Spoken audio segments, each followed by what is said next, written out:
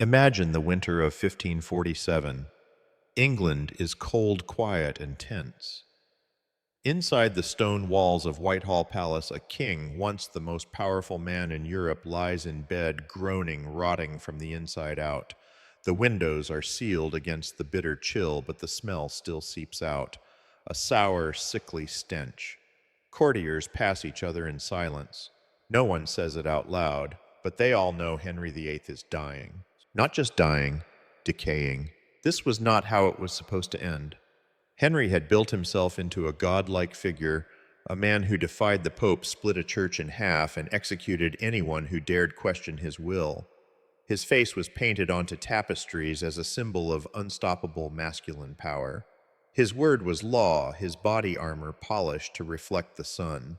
But now that same body, bloated, broken, and riddled with ulcers, is eating itself alive. Power, it turns out, has a smell. And in Henry's case, it stinks of infected wounds, opium-laced sweat, and perfumed handkerchiefs meant to keep the royal attendants from fainting at his bedside. But this isn't just the death of a man. This is the slow unraveling of an entire idea, the myth of absolute monarchy, of divine rule of kings who could do no wrong.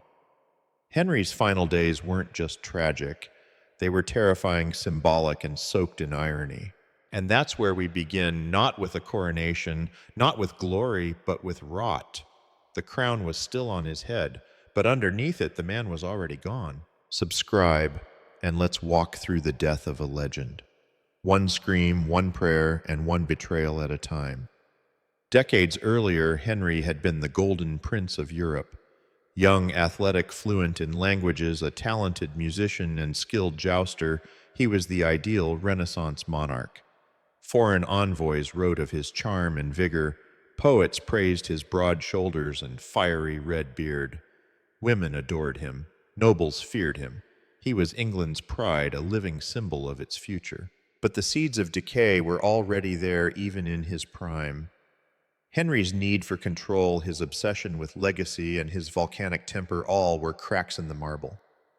At first they appeared as quirks of personality forgivable in a powerful king. But over time, they metastasized into something darker. The turning point came in 1536. Henry, then 45, suffered a brutal jousting accident. He was thrown from his horse and lay unconscious for hours. His leg was crushed, the bone possibly fractured. From that moment on, he never truly healed. The wound festered for years, turning into chronic ulcers that would never close. The pain changed him. The once dashing king began to gain weight, isolating himself behind layers of rich food and rich fabric. His moods worsened. His court grew darker. And so did his reign. He broke from Rome. He dissolved the monasteries. He executed friends, wives, advisors. The music stopped. The poetry turned silent. What had begun as a glittering Renaissance reign slowly curdled into tyranny. By the time he entered his final winter, the Prince of Promise had become a swollen shadow of his former self. Nearly 400 pounds, unable to walk unassisted and in constant agony, Henry VIII was trapped by his body, his throne, and the legacy he could no longer control. He had been feared. Now he was pitied. And worst of all, he knew it. If you could walk into Henry's chamber during those final weeks, you wouldn't find a king. You'd find a medical catastrophe. His legs were swollen, oozing, wrapped in bloodied linen. The ulcers, some as wide as a fist, leaked pus that stank so strongly it forced even hardened courtiers to gag behind their sleeves. Underneath the gauze, his skin had begun to blacken.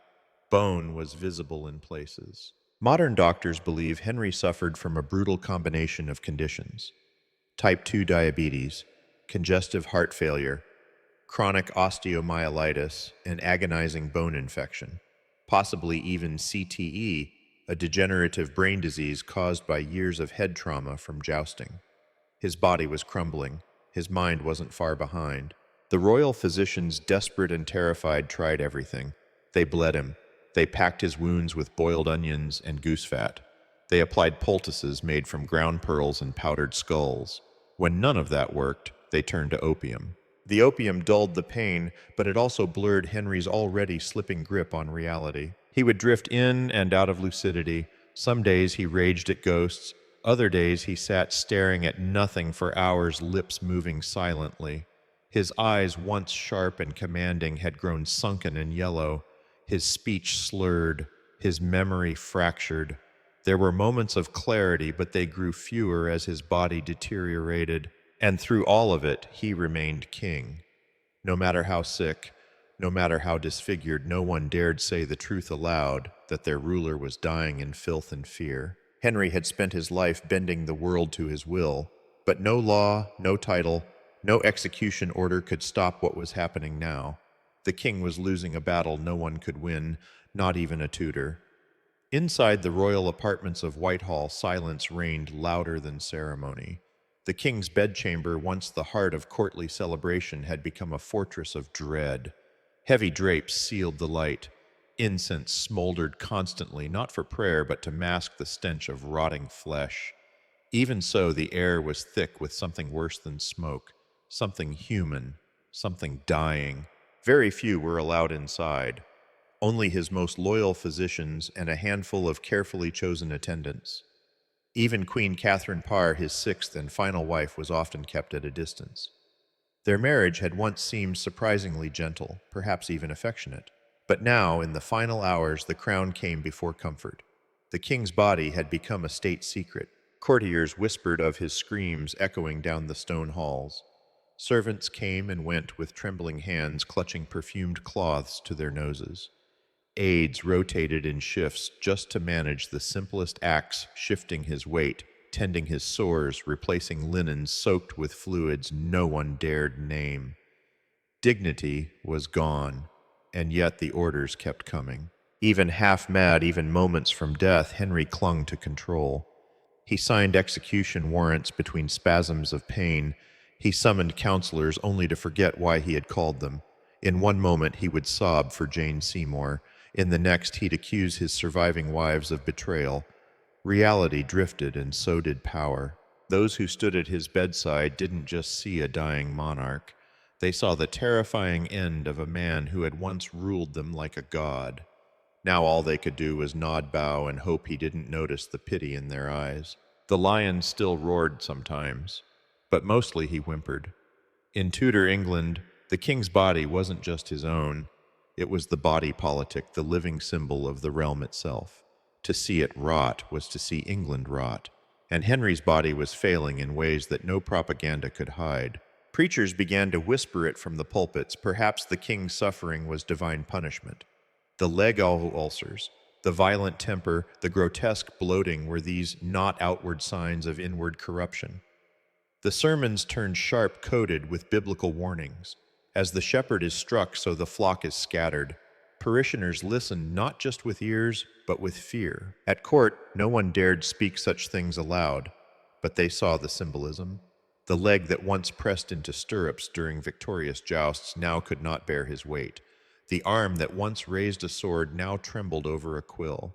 The head that defied Rome now filled with ghosts and regrets.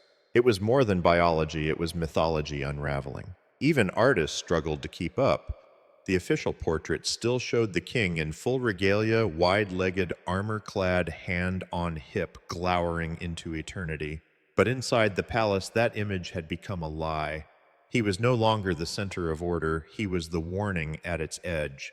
England, too, was limping. The break from Rome had left the country divided. The treasury was bleeding. The court, once tightly controlled, had fractured into hungry factions. And the people, they watched the skies, recorded visions, feared omens.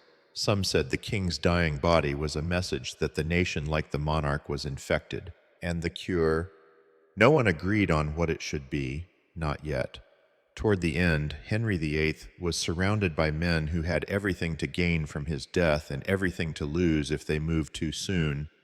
His chamber was sealed off from the outside world, guarded not just by soldiers, but by silence.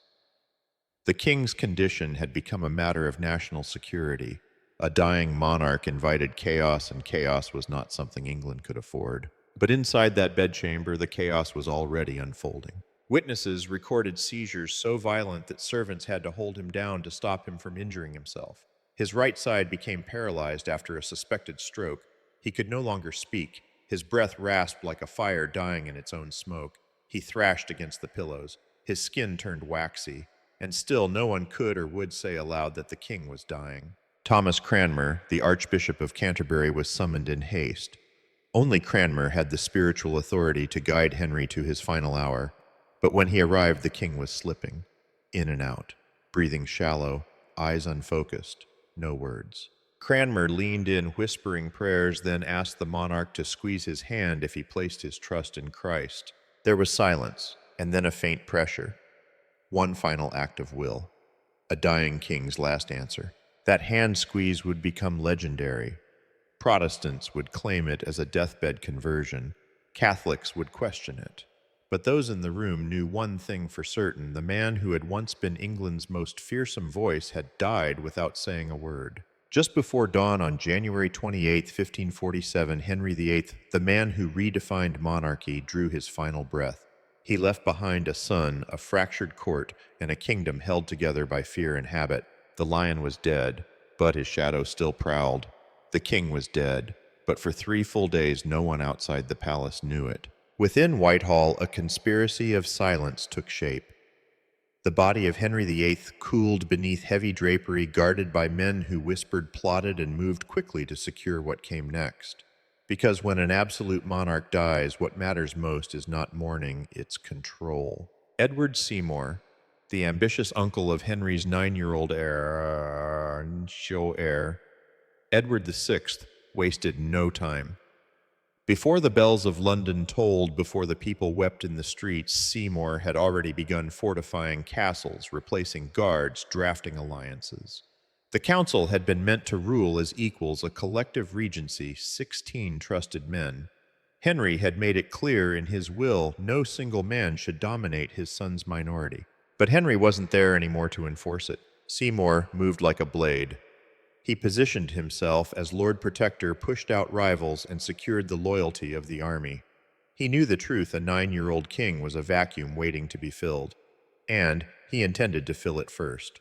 The delay in announcing the king's death was strategic. Foreign powers were watching. France, the Empire, Rome all saw a child on the throne as an opportunity. Had news of Henry's death leaked too soon, England might have found itself at war before it even buried its king, so the kingdom held its breath. On January 31st, the death was finally made public. Bells rang out. Mourning began. And by then the crown's future had already been quietly reshaped, not by the will of the dead king, but by the living hands of those who had survived him. Power had changed heads, but the crown, it never stopped moving. The king had spent a lifetime curating his image, broad-shouldered, iron-willed, unshakable. But no amount of oil paint or royal ceremony could protect what happened next. Even in death, Henry's body refused to obey decorum. Within hours, it began to swell. The infection that had festered for years now had no resistance. The embalming process rushed, and crude failed to contain the internal rot. His organs, particularly the liver and heart, were found to be enlarged, diseased, and leaking fluids. The body gave off heat, then gases, then pressure. By the time he was placed into his massive lead-lined coffin, specially reinforced to support his immense weight, his corpse had become unstable. During the lying in state at Whitehall Chapel before the funeral procession, something went terribly wrong. The coffin, sealed too tightly and under too much pressure, cracked. It split along the base, leaking foul-smelling fluids onto the floor. Servants rushed to cover the evidence, but rumors spread quickly, especially about the dogs. One account describes how palace hounds crept into the chapel overnight and licked at the seepage. It was an image too grotesque to ignore England's once mighty king reduced to a puddle, consumed by animals in the very house of God. Of course, the public didn't hear that version. They saw the spectacle. The grand procession, the wax effigy riding atop the coffin in full regalia, legs planted, hand on hip, glare unbroken. That carefully constructed symbol of majesty rolled through the streets of London as if nothing had changed. But those inside the palace knew the truth. The man inside that box was no longer kingly, no longer even fully human. He was liquefying under the weight of everything he had built. Legacy, it turns out, doesn't smell like roses. Henry VIII's death did not bring closure. It brought fragmentation. Beneath the layers of velvet and ceremony, England was splintering. His son was too young. His daughters were mistrusted. His court was hungry, and his people, after nearly 4 decades under one voice, were unsure how to think without it. Henry had tried to rule from beyond the grave. His 30-page will outlined everything Edward would inherit first, then Mary, then Elizabeth. A regency council of 16 men would govern together until Edward came of age. Checks and balances, structure, control, all meant to preserve what Henry had built. It didn't work. Within days, Edward Seymour had sidelined the council and claimed the role of Lord Protector. Power passed not through law, but through maneuvering. Henry's legacy had barely begun, and already it was slipping through fingers. His break from Rome had unleashed forces even he couldn't predict. Under Edward, the Protestant reforms Henry had carefully moderated were pushed hard and fast. The Latin Mass was replaced, priests were married, altars torn down. 2 years after Henry's death, the first English Book of Common Prayer was printed, something he had never permitted in his lifetime. His daughters felt the aftershocks too. Mary clung to her Catholic faith, increasingly isolated as Protestantism surged. Elizabeth, just a teenager, walked a tightrope, her mother's execution still shadowing her legitimacy. Both would one day wear the crown, but only after surviving the chaos he left behind. Economically, the kingdom was in crisis. Henry's wars had drained the treasury. His lavish spending on palaces, pageantry, and personal indulgence left his successors with debt and a debased currency. To stay afloat, Edward's government sold off more church lands, accelerating one of the greatest transfers of wealth in English history. But perhaps the greatest irony, in dying as he did, bloated, infected, isolated, Henry had become the perfect metaphor for the institution he embodied, majestic in theory, monstrous in practice, and utterly unprepared for the world that was coming. The medieval king had died, and with him something old and unyielding finally began to rot away. Word and count 340.